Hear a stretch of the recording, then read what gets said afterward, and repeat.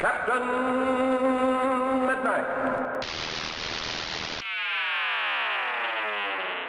Clunky. That's the best way to describe Thor's vision scenes in the Avengers Age of Ultron. I remember sitting there confused as it was happening. Afterwards, once I had a little time to process the movie, that confusion turned into some mild anger. How could Whedon and Marvel, who are already serving up a fairly bloated Avengers epic, justify sticking this completely unnecessary ad for a movie that wouldn't come out for years into this thing? An end credits stinger is one thing, but this felt like the movie stopping, giving us a sneak peek at a completely different film, and then starting up again. In my opinion, it remains one of the MCU's weakest moments. The idea of an interconnected universe of movies had always been exciting, but at the time, I thought Age of Ultron revealed the fundamental weakness in this approach to filmmaking. A couple years and a few good to great Marvel movies later, I've come to a different conclusion. That the connections in the Marvel Cinematic Universe can be used well, sometimes incredibly so, but they can also be the series' Achilles heel. And it's balancing how this universe connects film to film, while making sure that each film satisfies and can stand on its own 2 feet, that, I think at least, is the key difference that separates the Captain America Winter Soldiers from the Iron Man 2s. And in a big way, it's part of what made Spider-Man Homecoming so special to me. Last week I talked about my feelings on the film's depiction of Spider-Man, but this time around I'm going to be taking a look at how Homecoming utilizes the rest of the MCU, and builds it into the film's script in a very earned and very interesting way. But before I start, be sure to like and subscribe and blah blah blah blah. Oh, but more importantly, know that there will be Homecoming spoilers in this video, so if you haven't seen it yet, maybe check it out and come back later.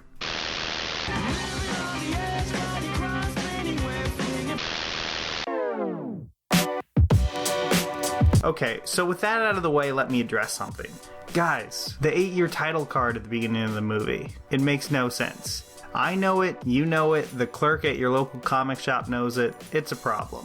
I honestly have no idea why Marvel and Sony chose to use 8 years as the gap between Avengers and Homecoming, and I understand that more detail-oriented fans will find this absolutely maddening. But that's not really what this video is about. I definitely wanted to acknowledge it though before moving on. To me, this misstep doesn't affect my enjoyment of the movie as a whole, but if it causes you to burn with a fiery rage, I understand that's just not really where I'm coming from. Getting back on track, I wanted to talk about one character in Homecoming that I barely touched on last week. No, not him. Him! Yeah, that's right, Captain America. You know, the guy who shows up on a few TV screens and then for a punchline at the very end. Why would I possibly be highlighting this? Because even though it may play as light comedy in the movie, the fact that it works at all is a testament to the achievements of the MCU. There's a scene fairly early on where Peter and Ned watch Captain America talk about the importance of fitness in gym class. It's a funny scene. I mean, when you have Hannibal Buress in a scene, that's probably going to be the case. But this simple joke calls on a history that no other franchise can quite deliver on in the same way. Almost everyone sitting in theaters watching Homecoming around the world knew Chris Evans' Captain America. We've been following his adventures since 2011, and that makes us not unlike the kids in Peter's class. But they didn't underline this. At no point in the movie does it feel like this moment is in Homecoming to sell us on more Captain America films. It's there because this is the world of New York City in the MCU. They've built it up, scene by scene and film by film. High school kids in Homecoming can drop casual references to Black Widow, Thor, and Iron Man without it feeling forced at all. We can accept that without really even thinking twice about it.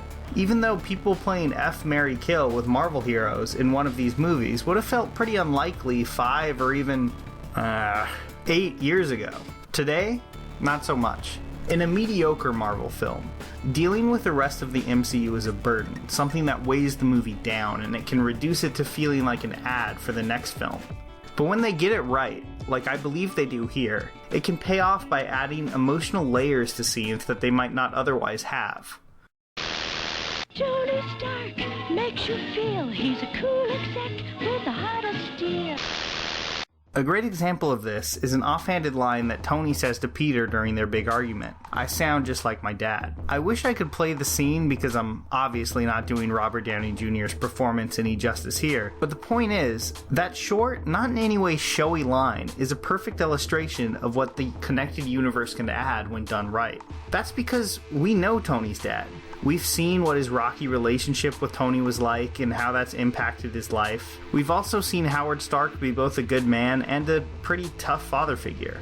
And we're also aware that Tony just recently learned the horrible truth of his father's death.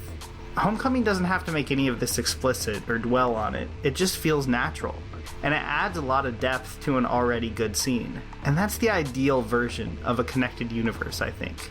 Not a series of sequels being shoved down your throat with scenes that add nothing to the characters, but an organically developed and at times even subtle accumulation of a shared history with its audience. As the action's at McDonald's. Now you can get a Spider-Man Happy Meal with cool characters and their hot cars. Last week I talked a little bit about Michael Keaton's Vulture, but I really wanted to highlight him here, because his character kind of makes me want to forgive the weakest element of the first Avengers film. As much as I enjoyed that movie, I always thought that the Chitauri were lame. Like, just so lame. They're just a really kind of lazy and clunky way to get a massive battle scene while getting out of having to justify Hawkeye and Cap straight up murdering people or something. They were a prop, you know? Cannon fodder. Or cannon fodder. Get it? Okay, I'm getting out of this joke. But how Homecoming was able to handle the aftermath has almost made them worth it. The Marvel Netflix shows have explored some of the fallout of the Battle of New York, but Homecoming builds its whole antagonist around it. It was an interesting choice to open the movie with a scene without Spider-Man in sight. Instead, we get a long scene that shows the cleanup after the battle in the first Avengers. It gives us a much more grounded look at this heightened world. And at the end of the opening scene, it's hard not to be at least a little sympathetic towards Adrian Toomes. Because here's the thing, he's kind of right about Stark. It's a believable and smart detail to include that Tony's company got paid for the cleanup. And we've already had a whole movie that explored the fallout of these characters' mini battles and seen the collateral damage for years now. I mean, seriously, we've even seen Tony make a genocidal robot on accident. This backstory adds a lot to our understanding of Adrian Toomes, because who knows, if we lived in the MCU, we might just see it his way too. And even though Toomes is a villain through and through, he's a villain whose motivations are actually interesting, unlike a lot of Marvel bad guys through the years. And part of what makes him interesting is understanding the greater context of the world he's living in. And that was only possible through the MCU. By the way, they should totally have Michael Keaton in like the next season of Daredevil or something. And then Vincent D'Onofrio's Kingpin in the next Spider-Man. How amazing would it be to have Kingpin put up with Holland's Spider-Man? Seriously, they could do like their version of the learning curve arc from Ultimate Spider-Man, and they could also introduce like the Daily Bugle and maybe... Ultimately, I think Spider-Man Homecoming was able to use the MCU in the best possible way, by working it in a way that felt both earned and natural. And in an era where some other connected film universes are such blatant and cynical cash grabs, I think that's really worth something. And timeline and continuity issues aside, Homecoming is a good example of how to execute this new, strange breed of filmmaking well. Because love them or hate them, I don't see cinematic universes going away anytime soon. And if we're going to keep making them, let's do them well. Well guys, I hope you enjoyed that. One last thing I wanted to mention before I went was that we actually have a Facebook page now. It's at facebook.com/midnightcap. You can check us out there or on Twitter at midnightcap.